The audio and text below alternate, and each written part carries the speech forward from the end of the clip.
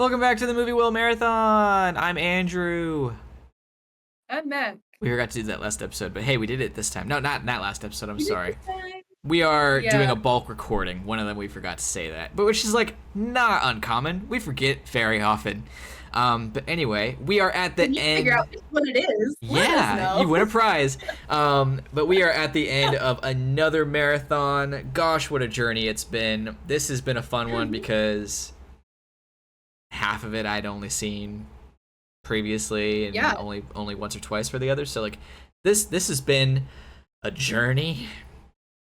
I And think this has been fun. I really like this franchise overall, just in terms of like yeah, see, there are some rotten eggs, but I like it. this has been my least favorite one that we've done so far. Yeah, we talked a little bit before I hit the record button, and I don't want to spend too much time talking about the franchise as a whole because we do have to talk about this movie, give it a fair shake.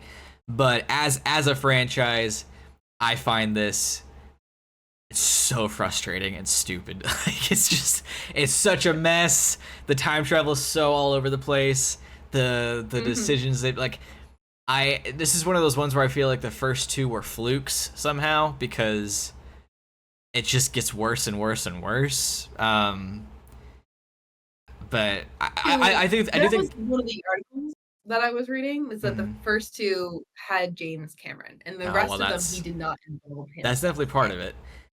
I do think though, for Salvation, that was my second time watching it. For Rise of the Machines is my second time. For Genesis and now Dark Fate is first time. So I feel like in the future I might mellow out a little bit, giving them like more like going into it more relaxed and not trying to look at it critically. I think I'll find there's fun to be had. Cause like as I said before, I enjoyed aspects of Salvation. Looking at it critically, I found it frustrating. I think Genesis is a turd. I think Dark Fate is one I'll probably have more fun with in the future. Watching it right now critically, I'm kind of like right in the middle of the road, which we'll get to in a second. Judgment Day, fantastic.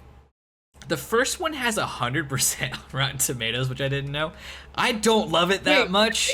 I mean, like I see the critical analysis as to why it is a fantastic movie. I just don't personally care. And then Rise of the Machines, I I think, mean, was bad. sure.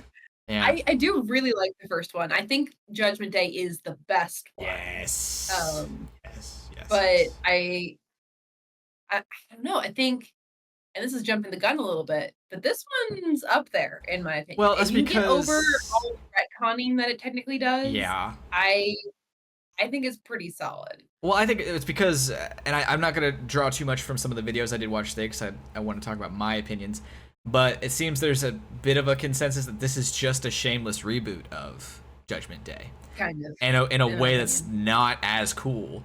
So I mean, it's like it's that. Well, I think there's I aspects was of it that are cool, but like it's Judgment Day, but not as good. Um, so I don't know. Like we'll get into it. So, but one thing I do want to say real quick, my last thing before I want to have your thoughts because I think you're already going into it more positive. I think we should start with that. We have indicated, or I have indicated and complained about the time travel. I have since watched some YouTube videos that have explained it. You saw a chart though that definitely contradicts it because I guess there's not really a solid explanation, but the one I saw that I like is they call it the Slinky time loop, where it's like yes, they keep going back and changing things, but it's never the same timeline, like ever. Like I don't know. I'm not good at explaining it, but Is there it's a way in which everything does work. Everything is explained in it, and it does make sense. Even Genesis to an extent. But it's funny though. In that way, in that vein, I was thinking Mhm. because every single loop creates a different timeline because every time it's changed, that essentially means that Terminator 1 was the most failed of any of their time travel adventures because it results in the exact same thing because they Yeah. didn't change anything, which is really funny to Well, think about. and that's what I think the whole franchise is about, which is why I don't stress too much about the time travel element of it because the time travel element of Terminator has always been a device for fate, a sci-fi device for fate to come into play in a real way. And in the first one, they don't know enough essentially, and they end up just going through the cycle. And Sarah sort of like realizes that where she is in all of it, and she's like, I'm determined to try and break the cycle. And that leads us into Judgment Day, where they do break the cycle, right? Or at the very least postpone it, depending Mm. on what timeline we get after that. Um, but the rest of the movies have been about playing with that idea of whether or not you can actually, you know, break fate. Can you do whatever you want? No fate but what you make, right? And I think the reason I liked Rise of the Machines so little, like I hated that one's my least favorite easily, is because of the fact that it just doesn't make good use of that theme. It Mhm. it it goes the other way. It says, "You can't escape it." That's too bad. It's gonna happen anyway. Yeah. And I don't know, I don't hate them taking that stance on it. I just feel like it's not as interesting as trying to like, keeping it going. Mhm. And I felt like this one, Dark Fate, made good use of the "no fate but what you make" idea. I I think there's potential that it could have, and I feel like very similar to Genesis. I think you said something similar where they are getting away from the set fate thing, but they end up doing the same thing anyway. Like, yes, Yeah. they shock us, full shock and awe, full credit in a way. They kill John immediately. I love that. I mean, I hate it, but I love that. That's a way to do Right. something different. But Mhm. then Danny essentially becomes John, as Sarah says, and she learns to be the cool badass warrior because she's Mhm. trained by Sarah, who was trained Mhm. by Kyle, who was trained by John, who was trained by Sarah, who was trained by like again, we don't really get away from it. She's just the new John, which at first I was like, "Ooh, cool. How do you become a badass warrior lady? What is it that makes you this?" And then at the end of the movie, it's really just clear it's because Sarah basically becomes her new badass warrior And training I lady. they intentionally show her being, well, they call it parentified now, but she is the responsible one in her Yes, family at the yes, that's beginning of true. the film. They go out of their way to prove that.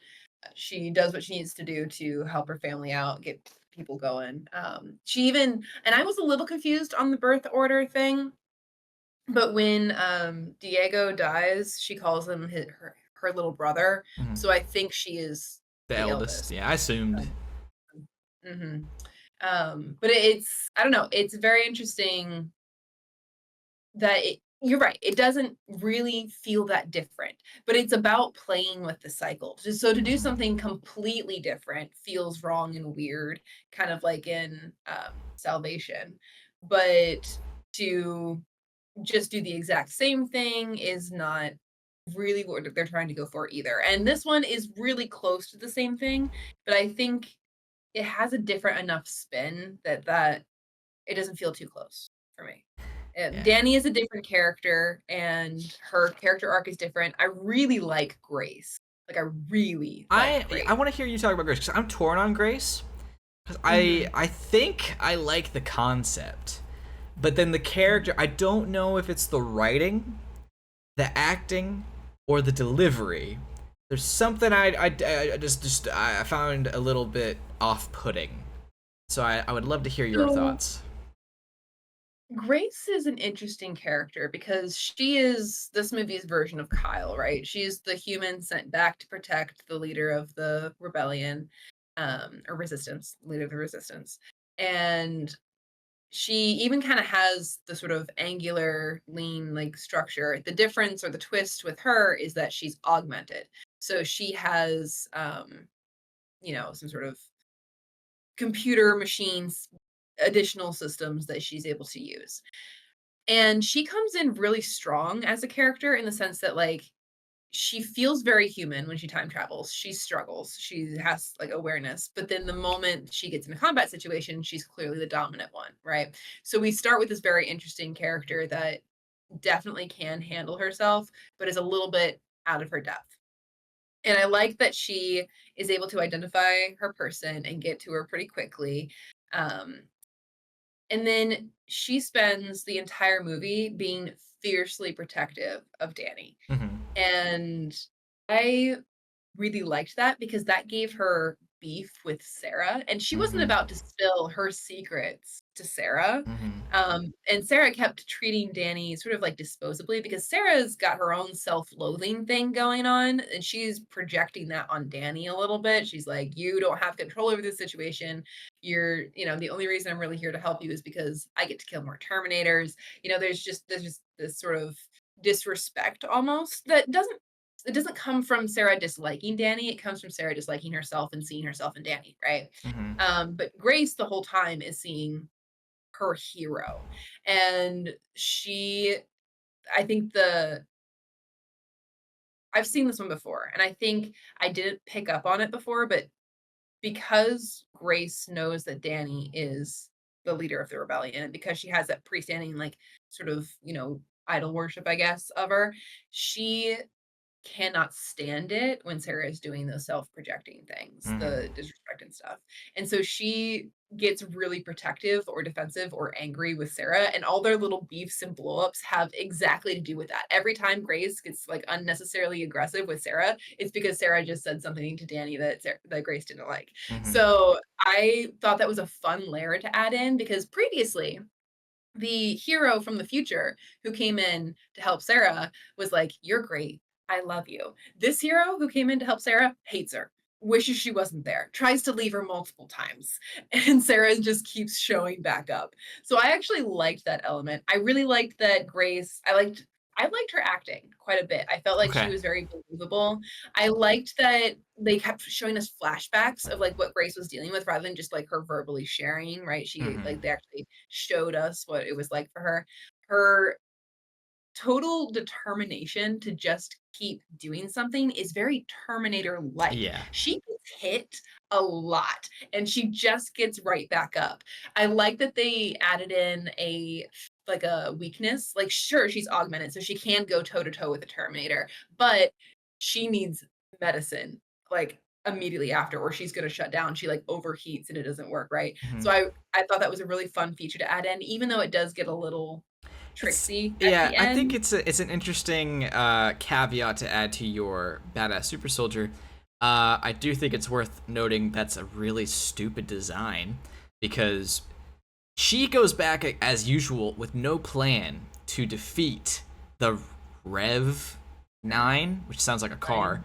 Fine. Um, so I feel like you load her up with all this shit. You could put in capsules of something of the drugs she needs. I mean, damn, because like that causes That's a so good many point. issues. Like or like if she had it and then like ran out and had to keep getting more of it, but like to send her back with like an opposite kryptonite where like she Mhm. needs this thing to function to save the future.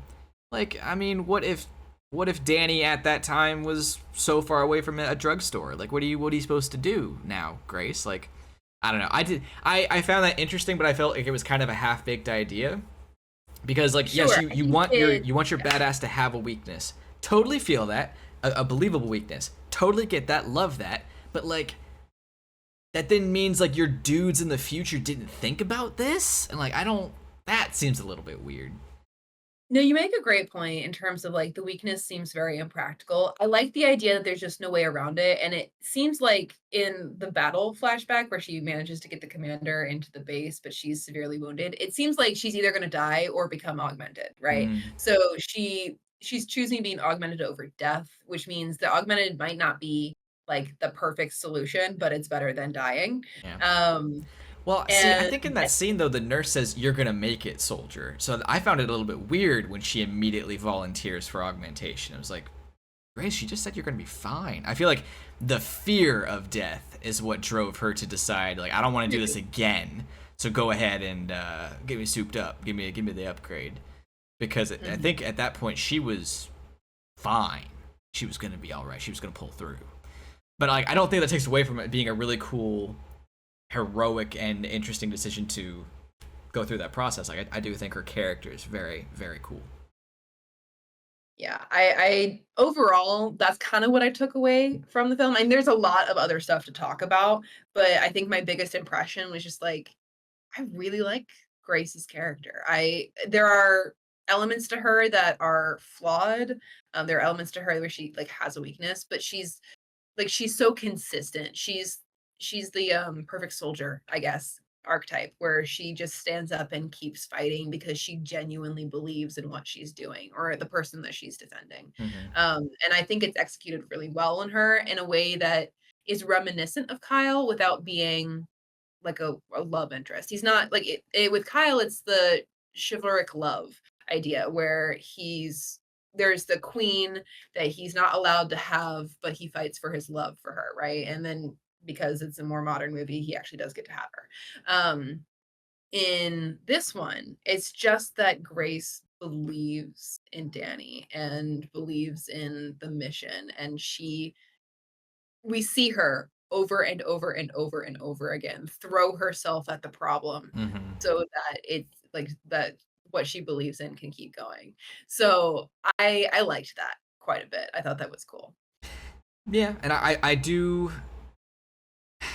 I mean, I don't know. I want to stay like on topic, but at the same time, thinking of Grace, like the action in this movie is incredible. She's a badass. Like, I love the action sequences are absolutely phenomenal. I love it. The fight in the factory, dope as hell. The fight on the freeway, dope as hell. Shameless recreation of Judgment Day chase scene, but dope as hell. But it works. But it's fine. well, sure. And then the fight in the dam with the chain and the hook, awesome. Love all that. So yeah, I mean, I don't walk away with a lot of complaints with Grace. I just feel like it was not complete what they did, and like they could have done just a little more. And there is something about her specifically I'd like to come back to later, just because I feel like there's a huge piece of Terminator, I want to say, checklist that we don't touch on at all in this movie, and I think it's a massive oversight. But for right now, I like to keep moving forward with kind of where we're at. So yeah, Danny is cool. Old Sarah is cool, I think, for the most part. I do want to now quickly caveat to a bit of a complaint, just for a second, because I understand that the explanation is going to be the slinky time loop thing, but I don't typically like when coming back from the future to, like, let's say halfway point, not all the way in the beginning of here, like, but coming back to halfway into Sarah's life, I don't feel like it should change things before that point. And I just don't know what she would have done to get cancer in like the 90s in the first couple of movies that then wouldn't happen again now. You know what I mean? Like, she doesn't die in this timeline because she doesn't get cancer, and I'd like to know why. And they're never going to talk about that because no one cares. But then I also, this movie technically picks up right at the end of now an alternate Judgment Day. But if that is true, and that timeline is basically the same as Judgment Day, but now with a new Terminator who kills Little John, but the things in that timeline beforehand are basically the same, should Skynet not still come online in 2003 and blow everyone up because Catherine Brewster's dad, Mr. Brewster, is still working on it? Should that not still happen? What prevents that? the time travel in this movie, even though it's more fun and it's cool, and they basically explain it away, like the stuff with Grace makes sense, and with the Rev 5, he makes sense, but this other stuff still doesn't make any damn sense. Like, I mean, why wouldn't that still happen? Why wouldn't Skynet still happen the way it did? Because they didn't do anything to prevent it. Yeah, no, I don't have an answer. My only, like, at first I thought you were going to talk about Sarah's death, and I'm going to say, honestly, when I was watching that third movie, I went, she's not dead, she faked her death. I don't know where she is or why she did, but I just never believed fully that she died. Okay. There was no body, you know? Well, that's because she was cremated, but okay. There was no body. All right. But I don't really have a good reason to believe that. I just never fully believed that she had actually died. It felt like a so not Sarah move thing to do. And like I feel like understand that doesn't abandoning make her any kid sense. is such a not Sarah thing to do too. That is also, which is why it didn't really make sense for me. I was just like, I don't know. Sarah goes off the grid a lot. This felt like another off the grid moment. I don't think it actually makes sense, but I just never fully bought into the idea that she died.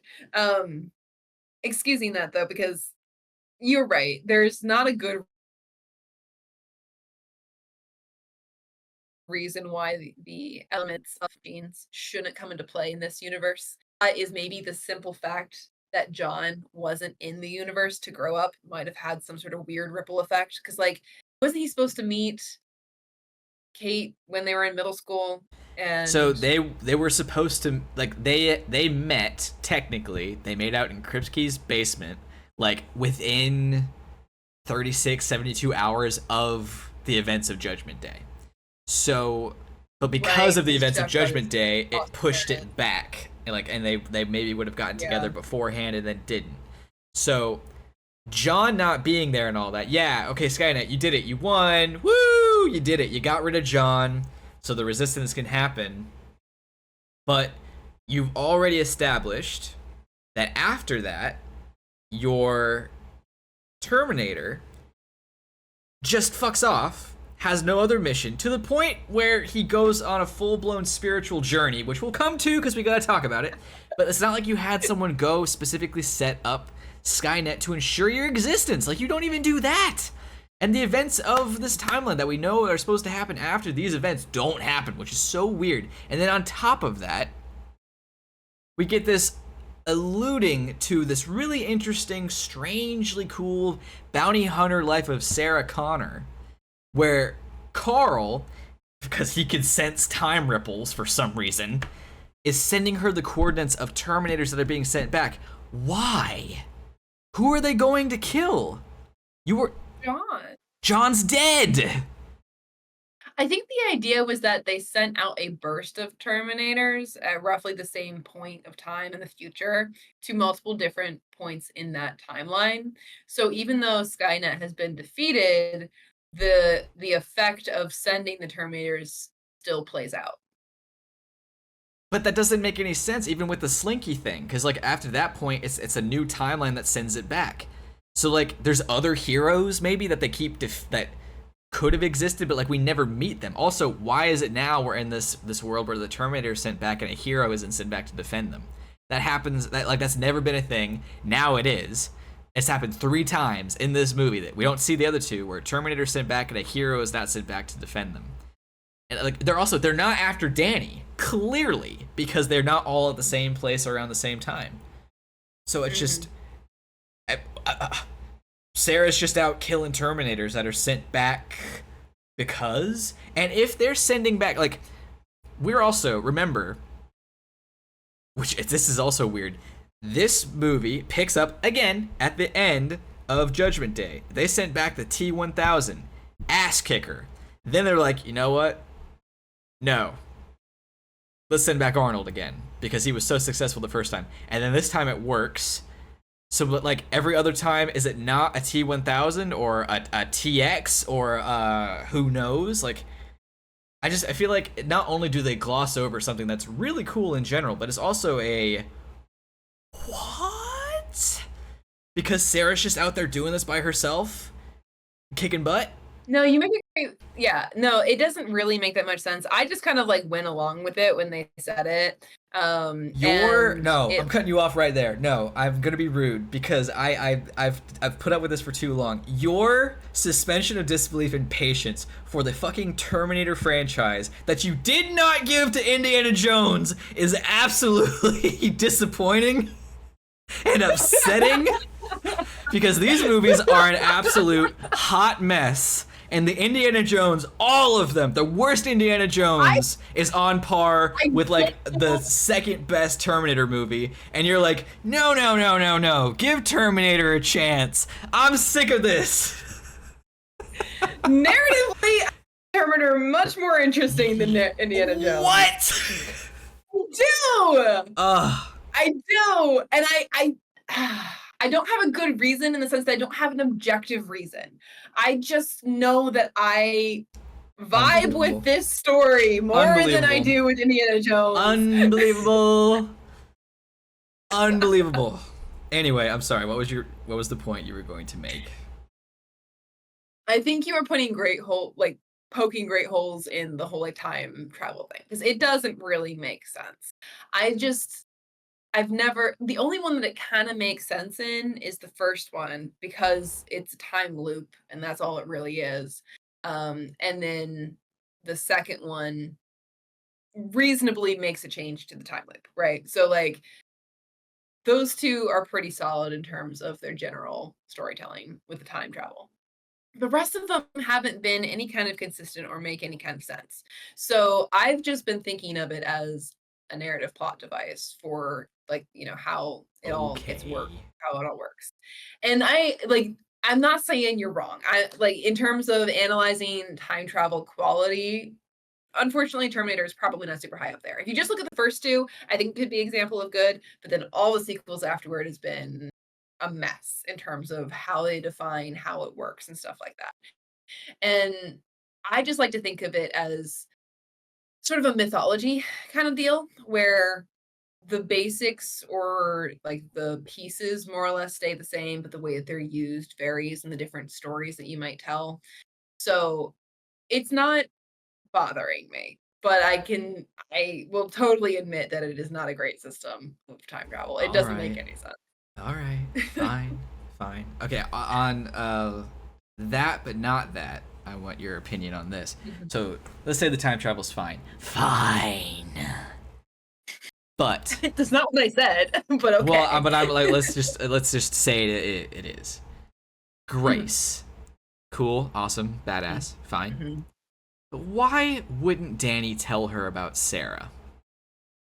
What's the point of keeping any of that secret? Because now, if you look at this now the way it is, Grace is Kyle, Danny is John, Sarah is Sarah, and Kyle goes back with a bunch of knowledge. Why can't Grace? There's nothing to ruin. There's nothing to screw up.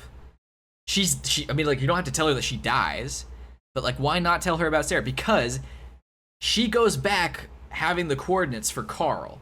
They've made a new loop for like the events of this movie. Like, it's not that weird. Like, it's very clear that Danny of the future knows what's gonna happen and knows what needs to happen and knows where to go. For some reason, being vague and secretive, like, hey, go to 150 north and 466 south. I don't know what the coordinates. I don't remember how to say them, geo coordinates. But like, why not just be like, yeah, so you're gonna go back to defend me. That's great. Love that. You're my little surrogate daughter apprentice, Robin. So when you're there, this is where I'll be. Save me. That's great. Thanks. At this point, you're gonna meet Sarah Connor, who's like, should still maybe be this badass legend since she trained the hero that rallied everyone together. I mean, why the fuck not? And then also, there is technically a Terminator that you're gonna get help from. It's probably best for me to tell you that now, since the person I'm secretly telling you to go to for help, if you get there and find out it's a Terminator, it might be a bit of a problem if you don't know that going in. I don't know what the Yeah, narrative decision is to not have Grace be fully in the know. that's an interesting point because I know that Danny sent Grace back, right? Because that's how it works. But did they ever really talk about that? No, not really. And that was something I wanted to come back to again because we fully yada yada yada over the base Terminator thing of like, yeah, Judgment Day still happens. It's Legion instead of Skynet, and the machines take over. And Sarah doesn't immediately ask, okay, when? Like, do we want to try to prevent this now? Like, the end is like, yeah, if Danny's gonna be the new John, she's gonna have to be prepared. Like, what?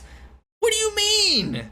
Go back to trying to stop it. You basically have, Miss Connor, proof that there is no fate but what you make, and you've done it. I get you're tired. You keep doing it. It sucks to have to keep pushing it back. Yeah, I get that humanity is just a bunch of shit birds and we're probably destined to make the AI that wipes us all out. But you could still try to push it back another 10 years until the point where maybe we can get to a point where we've evolved enough to realize maybe we don't have to do this to ourselves. But like, it's not even a question in this movie. Like, hey, when Yeah. does Legion come online?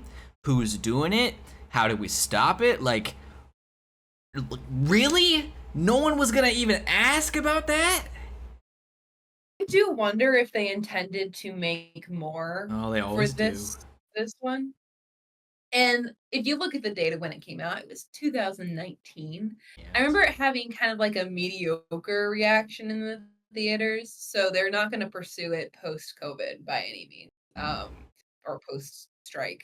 Um, but the I get the sense that they are going to explore some of those ideas in a later film. They already have a lot going on in this film. Yeah. I think you're right about the sense that it doesn't really make sense for Grace not to know about Sarah.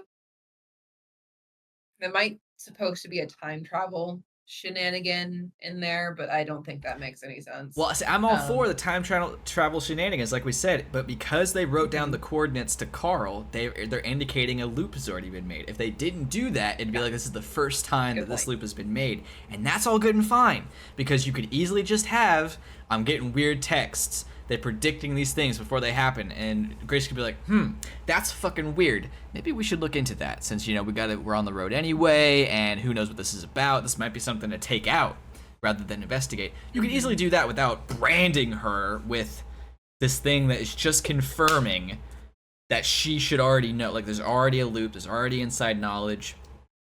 I found that to be a weird That's true. decision. It requires knowledge of Carl, which requires knowledge of Sarah in some way or another, because Carl doesn't mean anything to anyone except for Sarah. So it's not like you would know about a Terminator hiding out in the woods unless you knew Mm. you've gone through that loop and you knew that Sarah would recognize him as a Terminator, and then you'd have the following interactions, right? If just Grace and Danny showed up on Carl's front porch, I don't know that Carl would have immediately figured the situation out. He would have been like, "Hi guys, what's Yeah. up?" And then they would have had to try, like, either they would explain it to him and then maybe he'd get on board, because it seems like post John, he kind of came around this whole thing where he ended up being very sorry about it Yes. because he understood the loss. Yeah, well, yeah. I And want to keep talking about that because I think this is a good yeah, segue into that. How do you feel about that?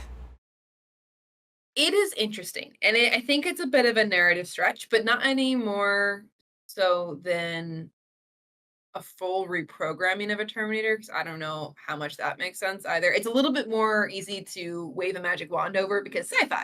But in this instance, we now have a Terminator who has completed his mission, has no more purpose, and then would just wander until there was like a need to find purpose. Um, and someone in distress would provide a sense of purpose potentially if you go the right angle with it. And then he could potentially understand the value of human life through the way he saw how the woman he helped loved her kid, and that kind of like gave her purpose, and then he had purpose taking care of them, and then expanding that to Sarah, right? I can see psychologically how that would all work.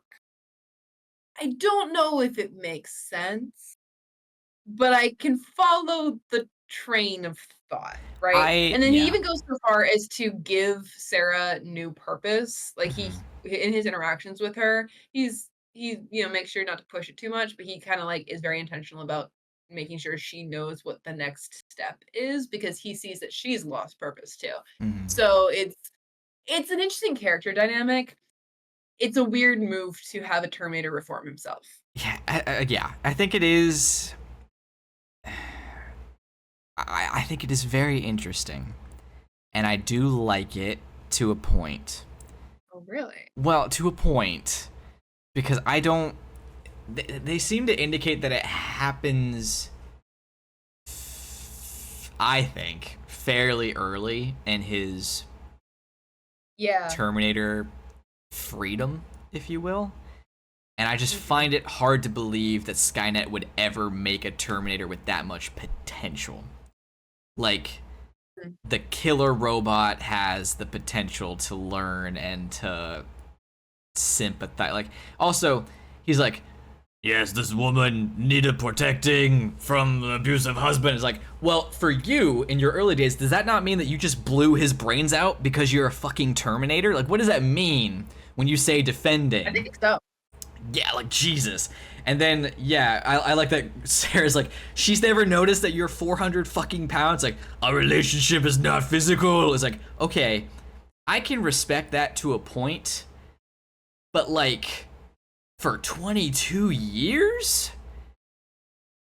Like, lady, what are you doing? Like, damn.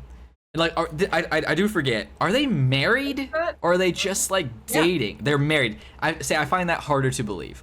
I feel like it would have been just as believable, and just as sweet, and just as fine if they got to Carl and he had a home and a business and maybe like a bunch of pets or something. Like, he's tending to life, he's finding purpose and take like maybe a Mhm. farm, you know, like he's just taking care of things and he's working.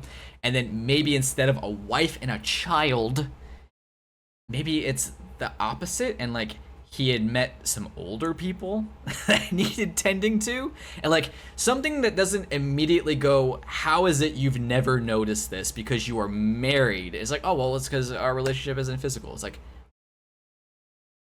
what? And then not only is your relationship not physical, and I get there's going to be people who's like, well yeah, I mean that's perfectly fine. It's like, okay, sure, but also your relationship is that, and so much that you can then talk to your wife and stepson and be like, hey, you're not safe here, skedaddle, and I'm gonna go die now. And they're just like, yeah, okay. What, what? Well, yeah. I don't know. I don't think it's that unbelievable. It sounds like What? he walk through it. It sounds like potentially this woman has not had positive interactions with men Mm, in the past. This guy comes along, takes out her issues, mm, promises to protect, not right away probably, but eventually promises to protect her and her kid. They decide to get married to make it easier to mm. travel together, maybe even Okay, potentially cross the border because I'm okay, pretty sure was in Mexico when all he right, got the okay, kid. yeah. And it's not like if they have just Well, whoa, a wait, wait, wait, wait, newly wait, wait, wait, wait, wait, wait, marriage, wait, it's wait. not like she's Easier to cross the border. It's not like the Terminator from the future is an American citizen with a passport that can make that easier for them. right, but if she's a legit citizen legitimately crossing the border, she could say Oh, that's my you husband meant for him. I thought you meant for him. for her, Yeah, because I think they were both Spanish, or they spoke Spanish, and he's I don't know. married. They're in Texas. Who knows? I Yeah. don't know. Anyway, go on. You're making sense. Yeah. Um, and regardless of whether or not she ever actually decided that she wanted to be in like a romantic relationship again, she has stability. And that is for women in bad situations, that is a primary reason to get married is stability. All right, all right. Um, Fair enough. Fair enough. I will. And then in terms of the whole, they're close, but the moment he says, "You gotta go because it's not safe and I'm gonna die," he does mention that he's prepared them for that. Did he say It's that? Yeah, he says, "I told them that the day I warned them about is here." And That's right. He does say that. he's had a conversation with them about the fact that, like, I don't know how much he spilled in terms of, like, Mhm. all the secrets, probably not a lot, but he basically said, "I have a bad background, I've got a bad history. There might be a day when someone shows up and it is no longer safe for you to be here. Be prepared to All go on right. that All day." right. Fine. I found it hard to swallow that any person would just be like, okay, like with that. Like I was, I don't know. But fine. Yeah. Okay. You make a point. Fine. Fine. Fine. Fine. Fine. However, I don't know if your brilliance can explain this away. We have Mm, seen that the Terminators can grow back their flesh to a great extent. Full arms. mhm, Does it make sense that he should mhm. have a scar on his face? Mm. Oh, we're just gonna. Okay, that's fine. Yeah, no, whatever. I don't know, I mean, probably not, but I like the character choice. Of course you do.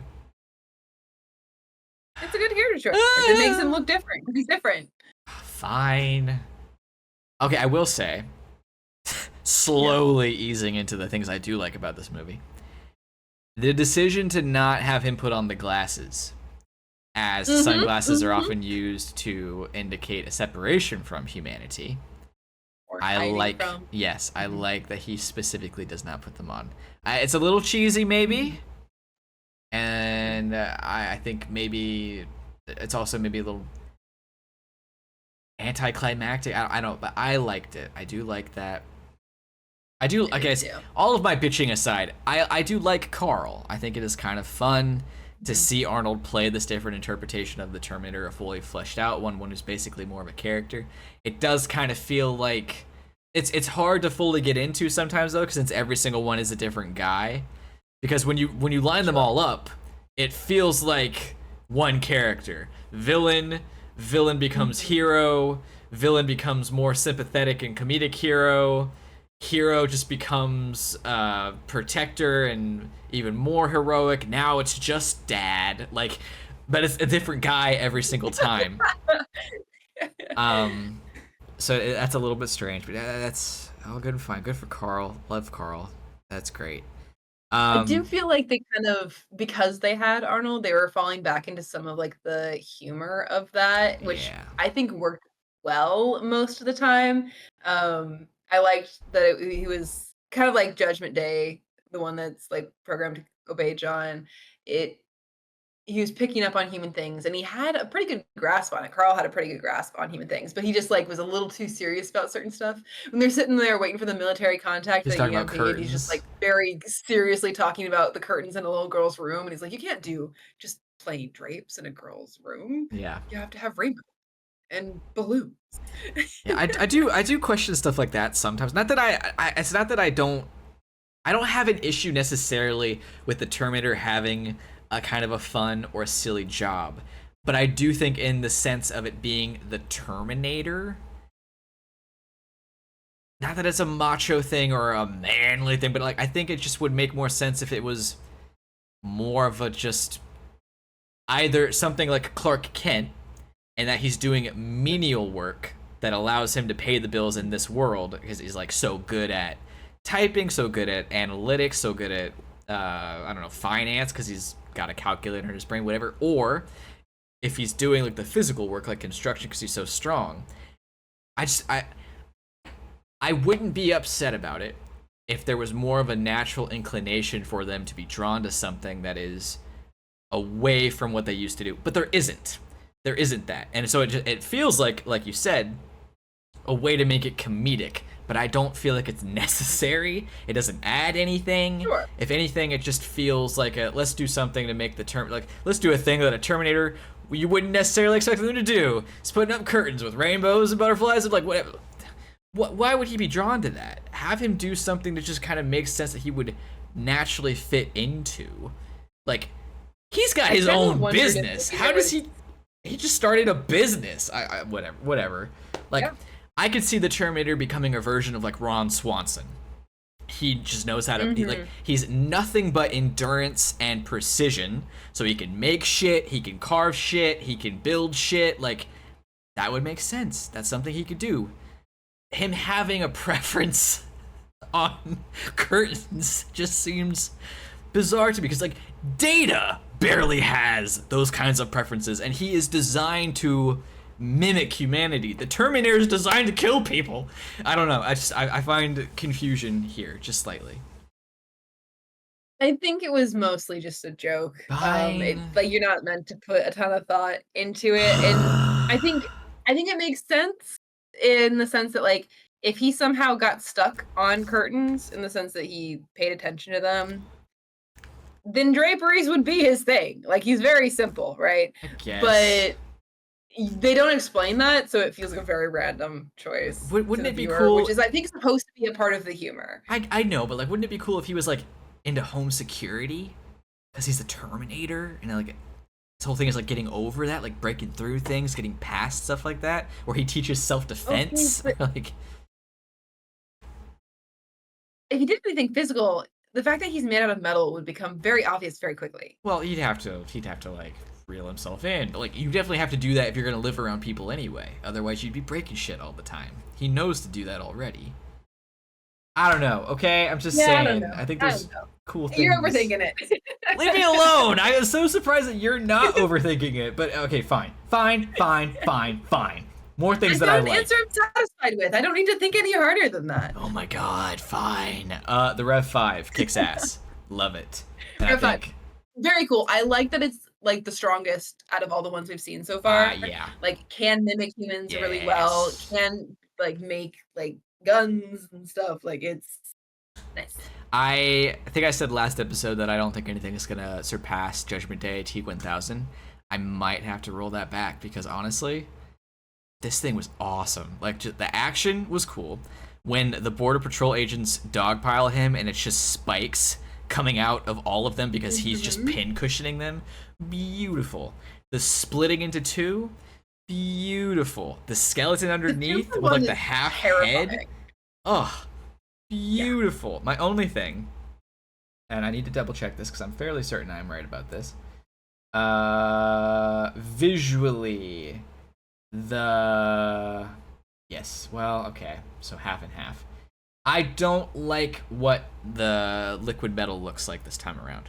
It's black, Hmm. so it looks like venom, and I don't love that. I think the silver was perfect. You don't have to get away from that. I don't like the weird little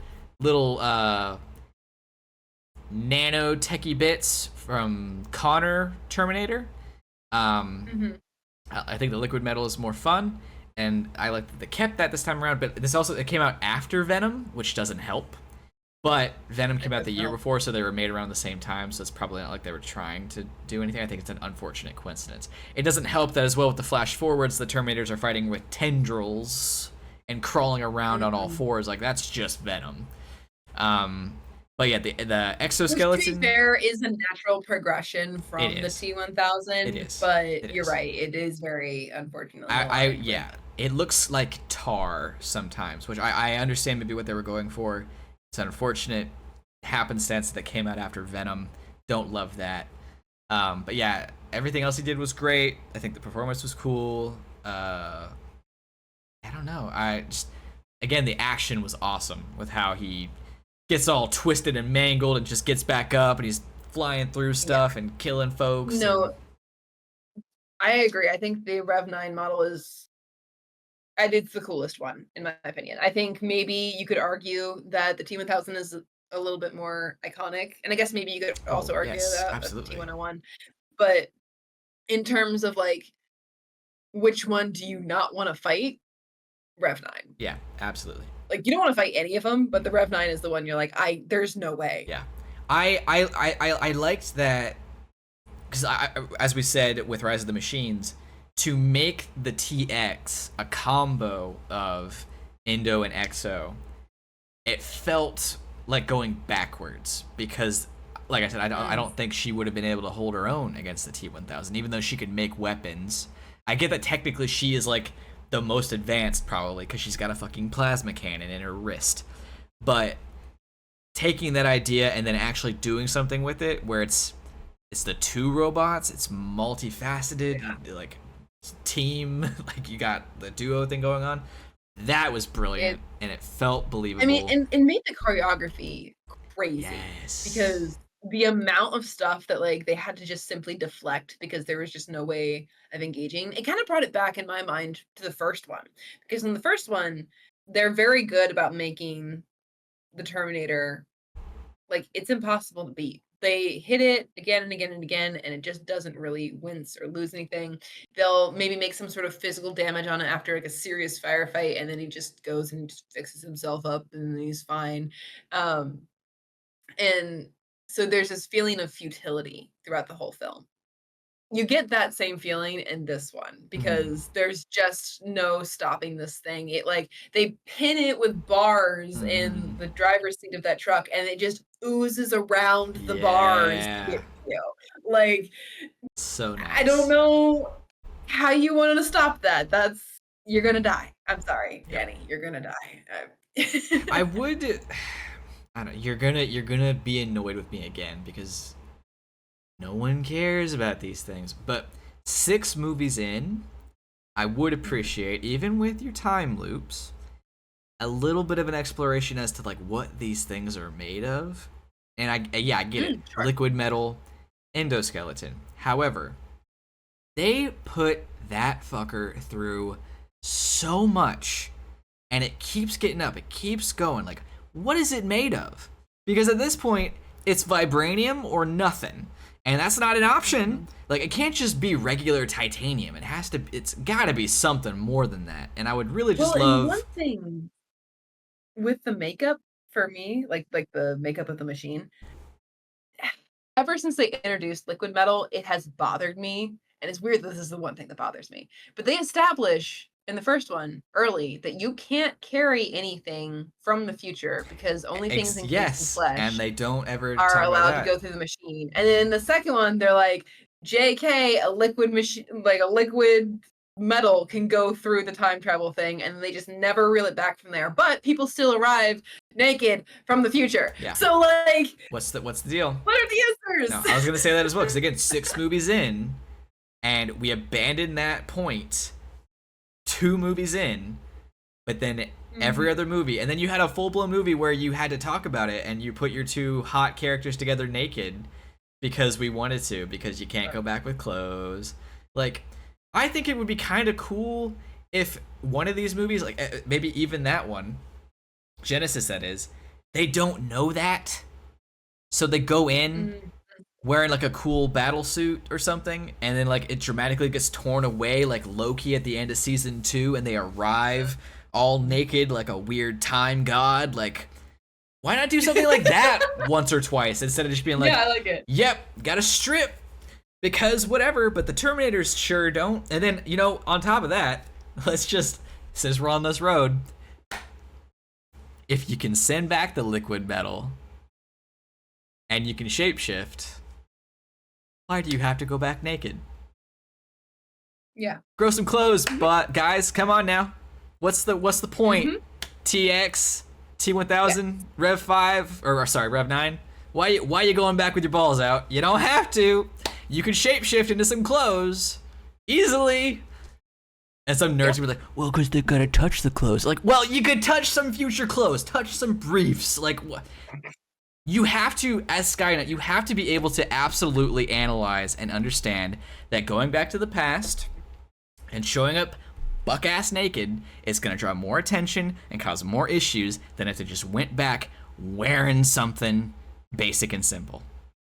But it's like, well, no, it's because the first Terminator did that, so we're going to be true to the lore and keep doing this. Like, well, the first Terminator did that because it was a commentary on machinery and humanity. Like, that's why the first one did it. Yeah. And the second one just established that it wasn't really necessary. Not necessary. So why are we still doing it? Whatever. This makes sense. Whatever. I mean, maybe humans, right? Maybe, like, I don't know, because the only explanation I can possibly think of in terms of the rules that they've already established with time travel to maintain the sense that people keep traveling naked is that the machines, for whatever reason, have to they can molecularly imitate flesh when they like the liquid metal machines can do that. That doesn't make a lick of sense, but let's say they can. Then they would have to show up naked because when they're imitating clothes, they're imitating the molecular material of the clothes that cannot travel through the machine. But it doesn't make any sense that they would have flesh because the first Terminator bled because it was covered in flesh. Uh-huh. The rest of them don't. Yeah. So it doesn't really make No. sense. It doesn't. Yeah. It's I just 6 movies in, 40 years of a franchise. Like, okay. And maybe this is explained in the Sarah Connor Chronicles or one of the novelizations or one of the comic books. Maybe. Fine. But like I do feel like this is a me thing. But a franchise like this, Alien, Predator, Star Wars, Terminator, any of it, unless you're a comic book based thing and you start with a comic book, the trunk of your tree, the trunk of your lore are the movies. And when you've Mhm. got enough movies where you've got like a whole weekend of a marathon worth of movies, you could take some time and explain it a little bit. Just for a second. Just something. A Mhm. throwaway thing. You had Terminator twice now. Talk about weird time mumbo jumbo bullshit to try to explain things away. You could explain this.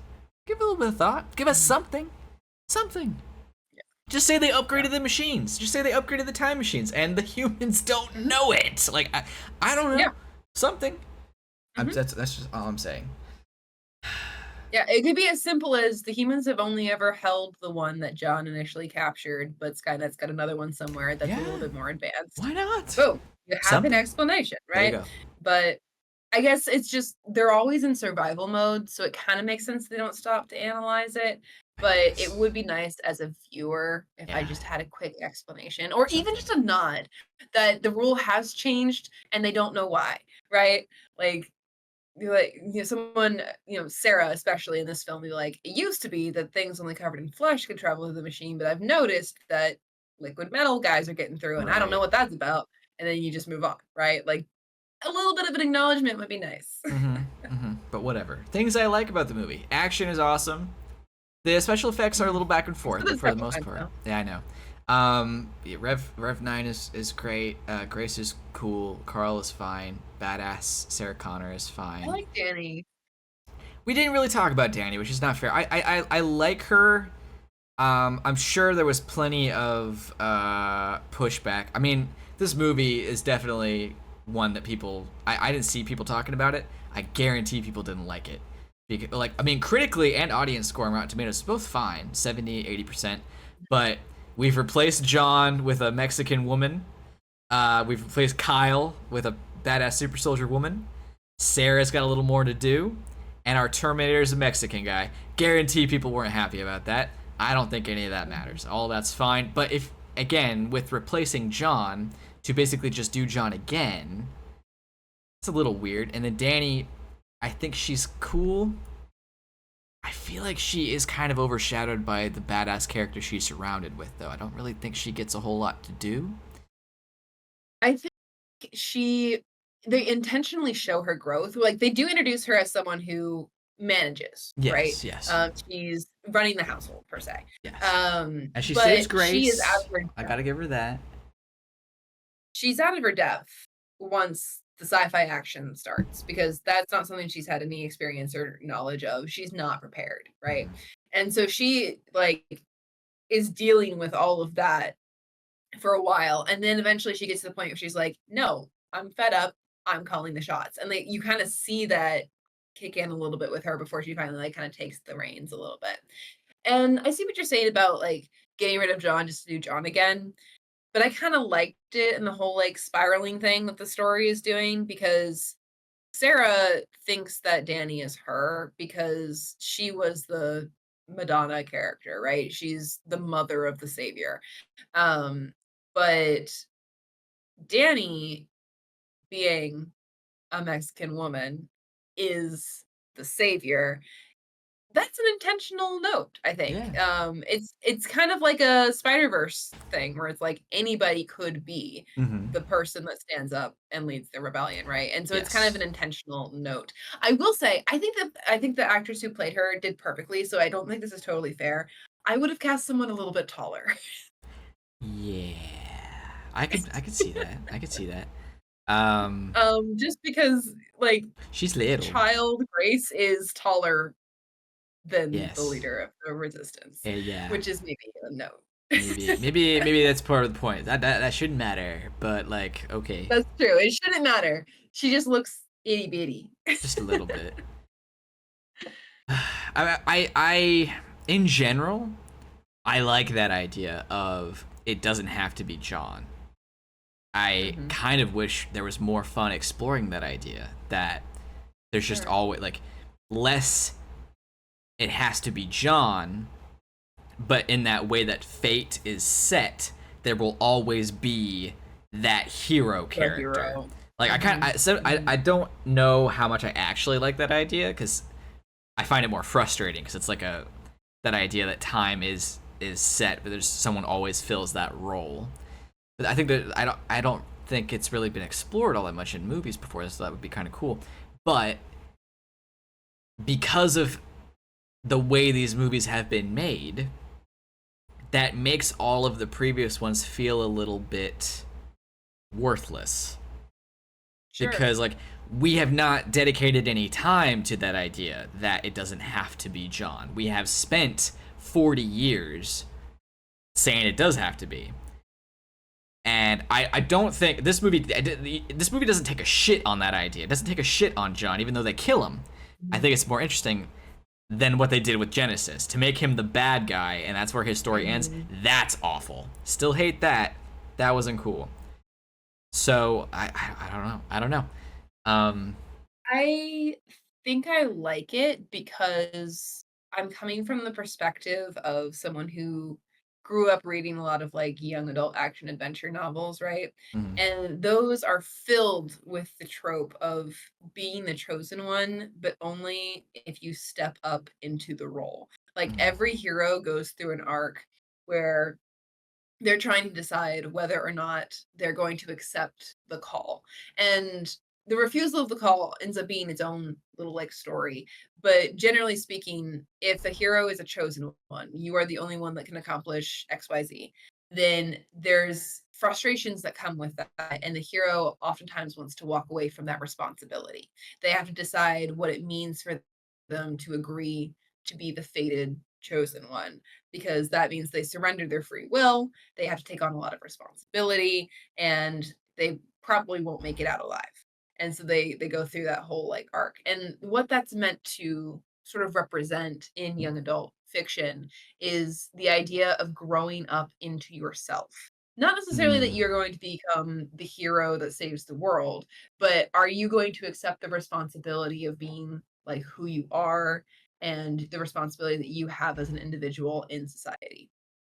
And this is a unique and interesting take on that idea, or at least that's how I'm seeing it.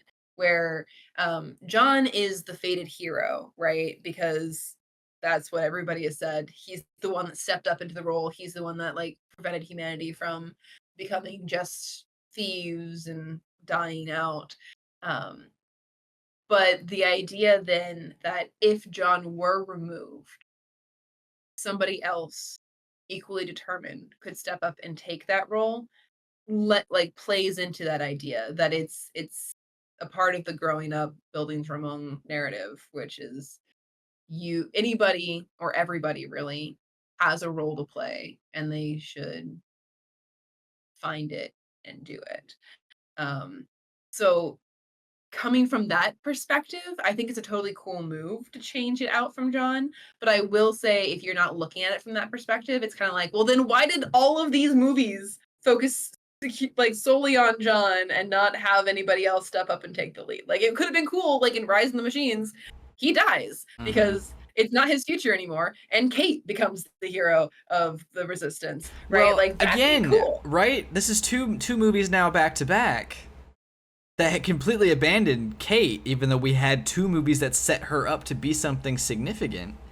And like Mhm. we didn't talk about that at all. I do think it's a bit of a bummer that we didn't get any Kate again, because like she could have been the new one. I do like Danny enough that it's not that I want to move away from Danny. It's but like Mhm.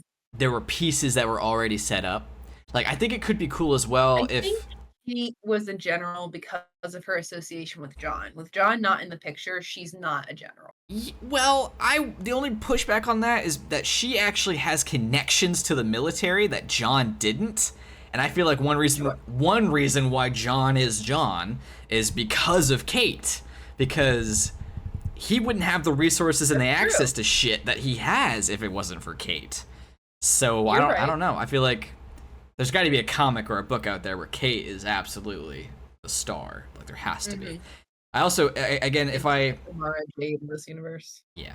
If I this has been my last thing because I've spent a lot of time shitting on the movie, and I'm sorry, but I do think this could be cool.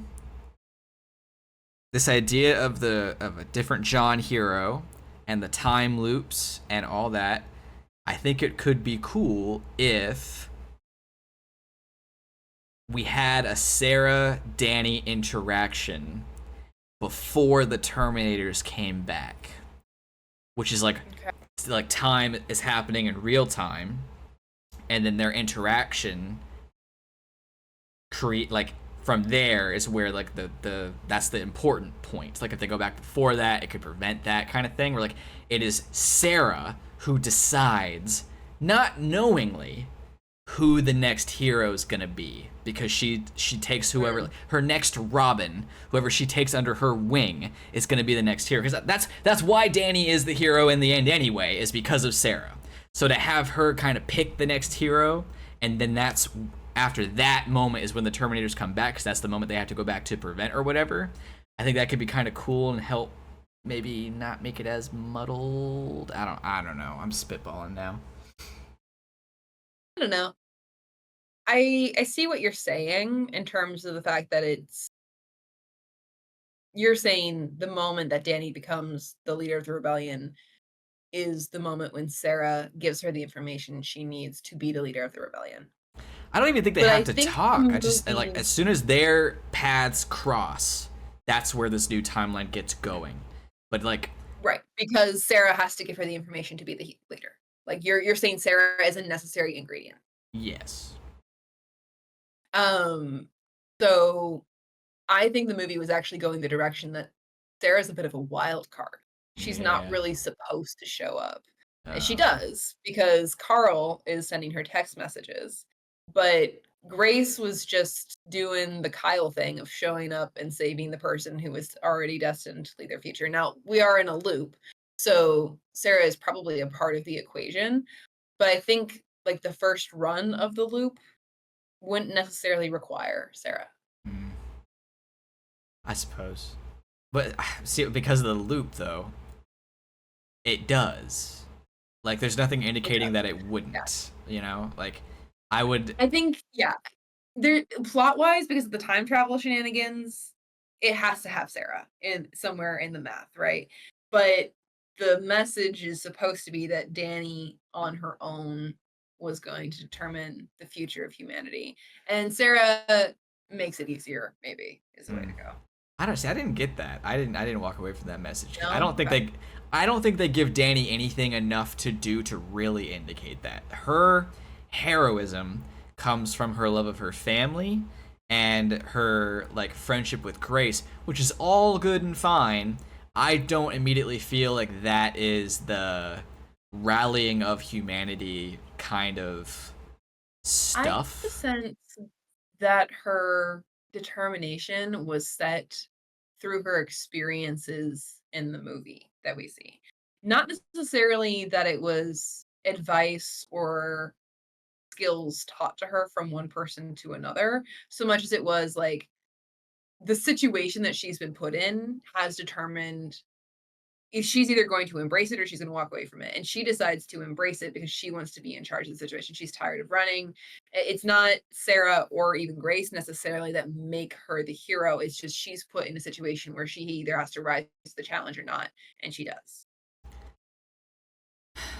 I guess, but I don't think there's a version of it that doesn't involve Sarah, unfortunately. Because like with the Sure. Slinky thing, there is an idea where like it does begin at one point without the main pieces. Like John exists maybe without Kyle Reese as his father, but then sends back Kyle Reese and he becomes the father, and John's still John, doesn't really know it, and blah, like creates the loop.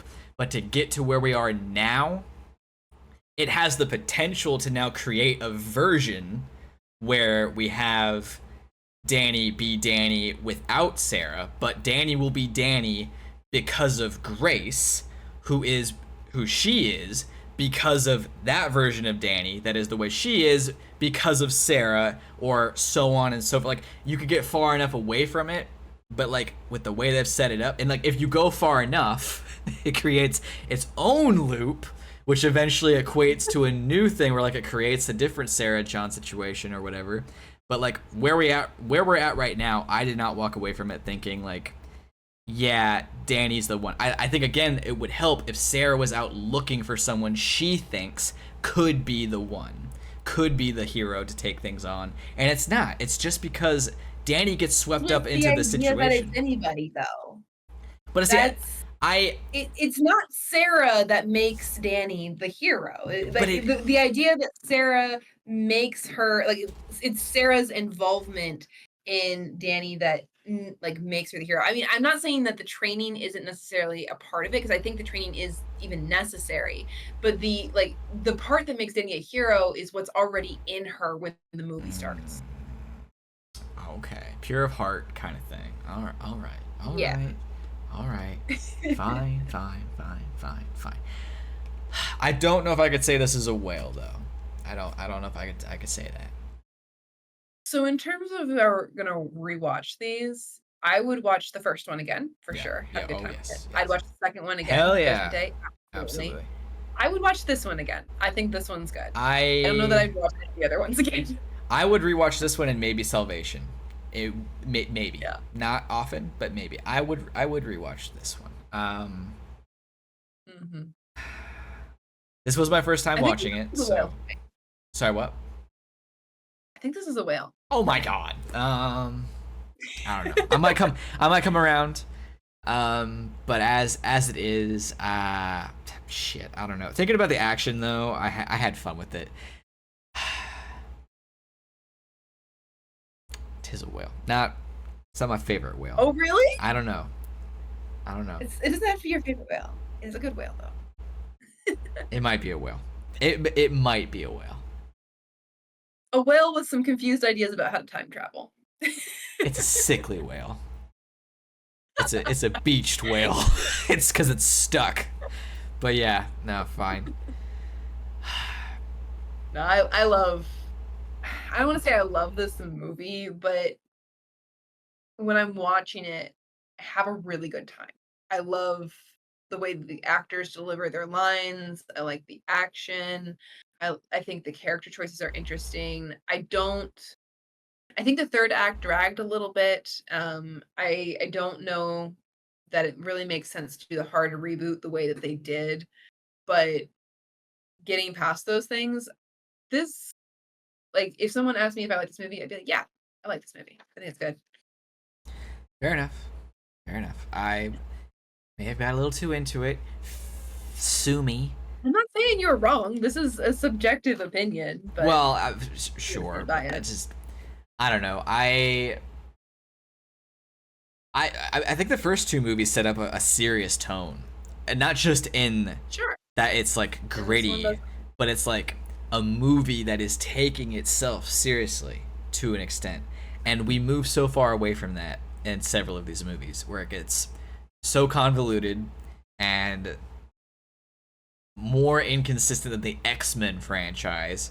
It's a little bit strange to the whole franchise I find to be very strange. Like there's 6 movies that are all canon, but only really 3.5 of them are a part of a continuous story. And then because of the Slinky thing, you could really argue they could be all over the fucking map. 3 could technically take place so far down the loop from 2, technically, we wouldn't even know. So whatever. I am excited to move on to our next marathon. I did not enjoy this. And I didn't realize this would be a special kind of torture for you. It was, but as of right now, I don't know what our next marathon is. I don't even know what to hint towards, because this is not actually going to come out as of recording this year. After what we're currently working on. Well, because what we're doing right now, no one's listening. We're an hour and 15 minutes in, so episode can end. We're done. Thanks for listening. Bye, everybody. Something new next week. Bye.